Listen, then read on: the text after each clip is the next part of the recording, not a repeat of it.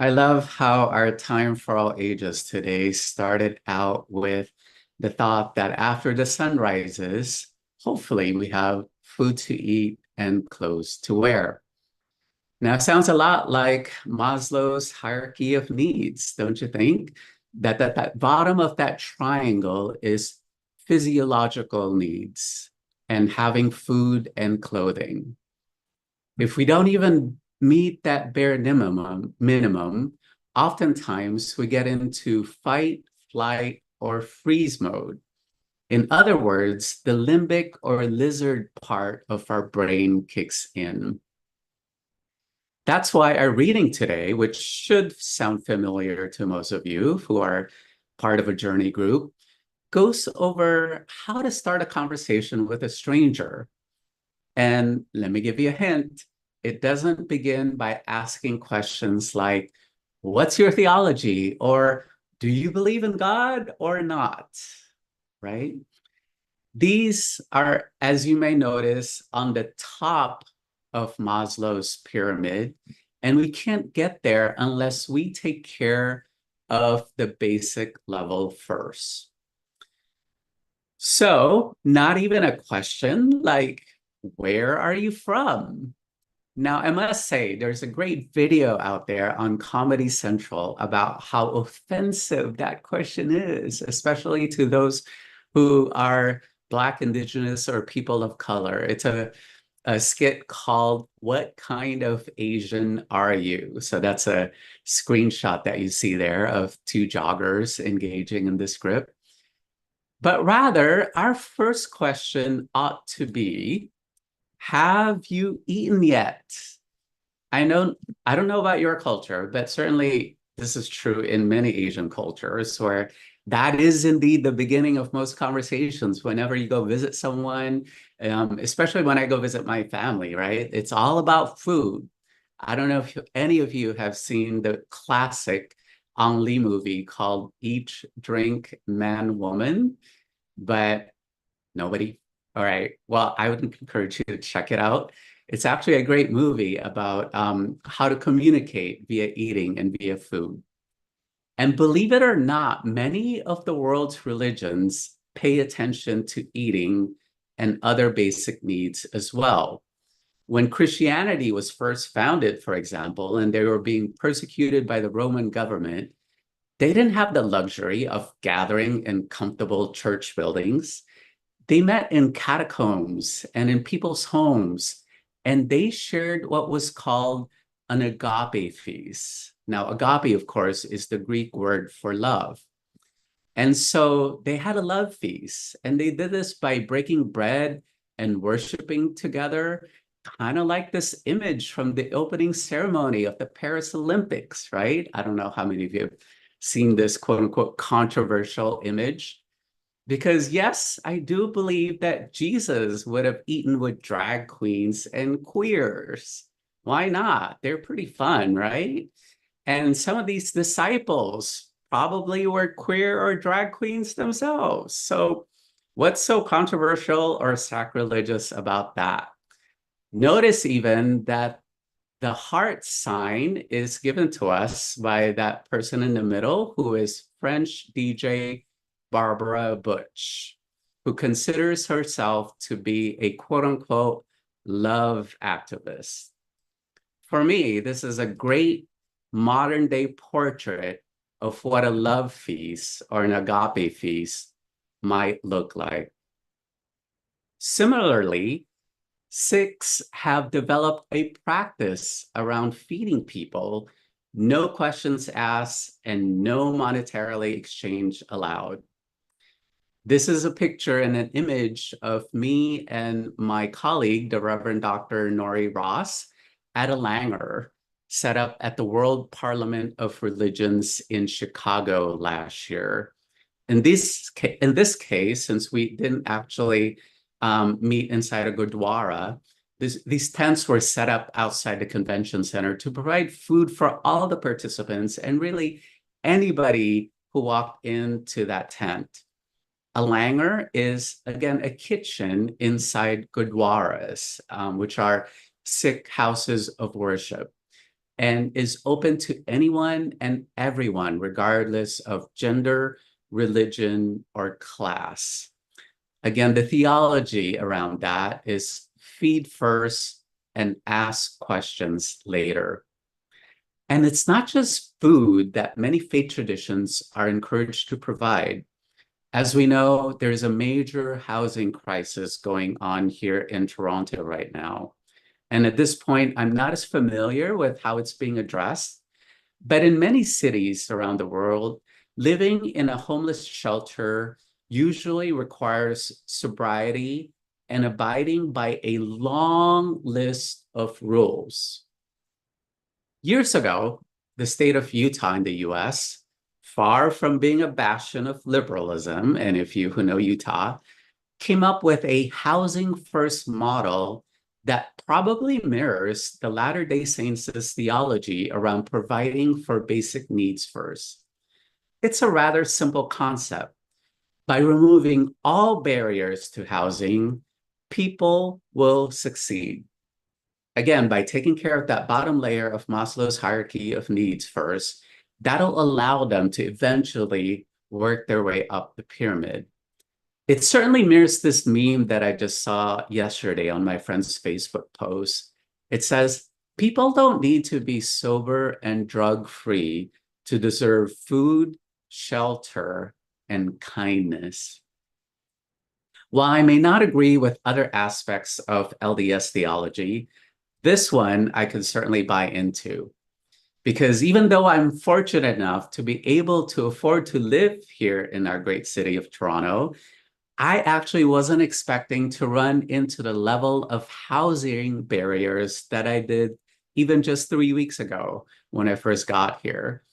I realized at the last minute that I could not purchase a home here because of certain prohibitions nationally, and also certain taxes imposed provincially and locally.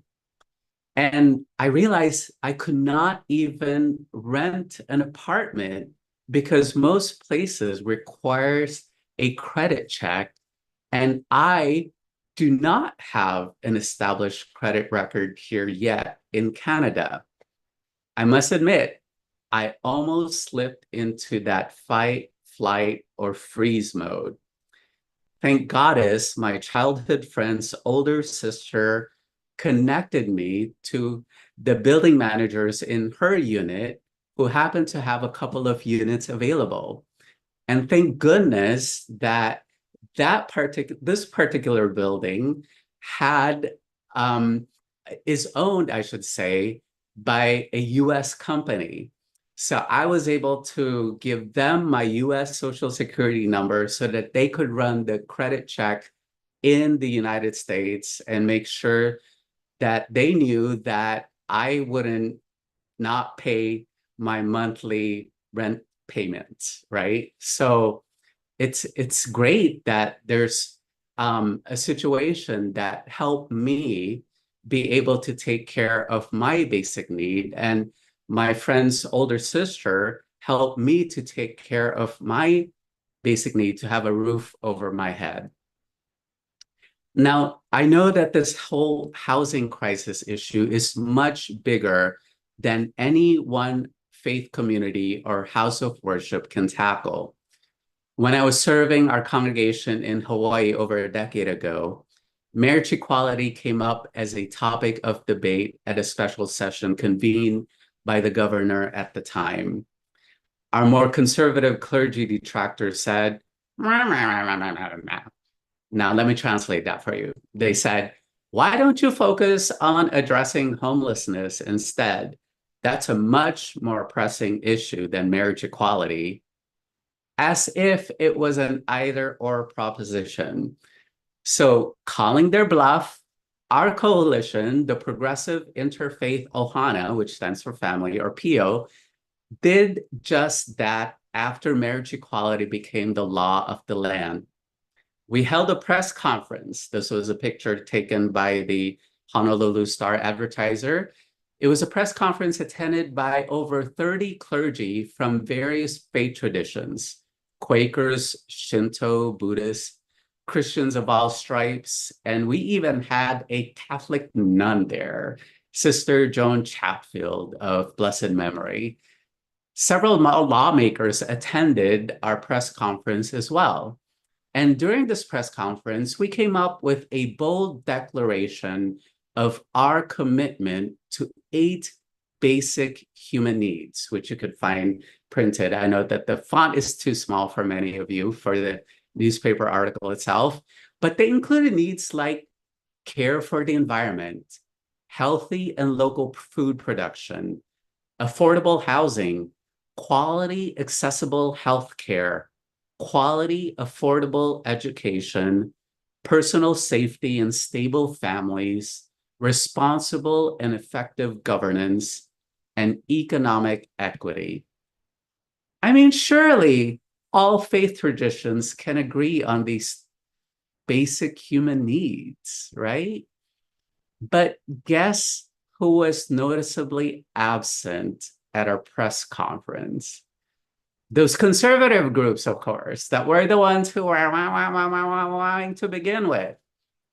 And I get that in hindsight, it was a bit ambitious for us to declare very boldly that we wanted to work on all 8 of these issues. But I figured that we needed to start somewhere. And what a great group of people to have started that commitment and that process with. For those of you who are struggling to meet your basic needs from day to day, know that you are not alone and that we are here for you. And for those who are blessed and fortunate enough to be able to be in a comfortable place in your life right now, the bigger question is, how can we then reach out to our neighbors, to the stranger at the gate? And before we dive deeper into this reading by Naomi Shihab Nye, let's contextualize a little bit about what it was like to live in the ancient Middle Eastern world. Bedouins, nomads, wanderers, and travelers would often encounter harsh conditions in the desert, including sandstorms and lack of water. Our responsibility is to feed them before asking who they are, where they're from, or where they're headed, according to Naomi. These strangers, after all, are in survival mode. What you're doing is you're inviting them in, and by doing so, you could literally save their lives. You may not even get to those other questions because by the time the 3rd day of feeding and sheltering comes around, you may not even care about those questions anymore because strangers have turned into friends. Is it just me, or is it kind of like that Backstreet Boys song, I don't care who you are, where you're from, don't care what you did, as long as you love. Okay, never mind about that. Similarly, when we get newcomers coming into our congregation, let's get in the habit of providing them with the basic spiritual sustenance that they're seeking, instead of asking again where they're from, what skills they bring, or worse yet, which committee would you like to join right away, right? But instead, what if we ask, what brought you here? What are your needs, and how can we be of service to you? When we start exploring our neighborhood in the Oakwood Vaughan area early next year, I hope that those are also the first questions that we ask our neighbors, because I hope we realize, first of all, how lucky we are to be able to even afford a spiritual home here in Toronto. And as we reach out and talk to them, may we focus first and foremost on what their needs are before we get into anything else.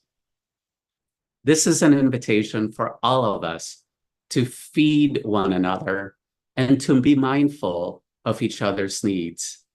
After all, that is indeed the 3rd part of our mission statement, is it not? To serve passionately. And before you know it, we'll be fulfilling the 2nd part of our mission statement of connecting as friends. We may just find that all our beating hearts have the same needs, yet exactly different. Maybe so. Let us now take a moment and a few deep breaths to reflect on what it means to have our beating hearts share the same needs, yet exactly different.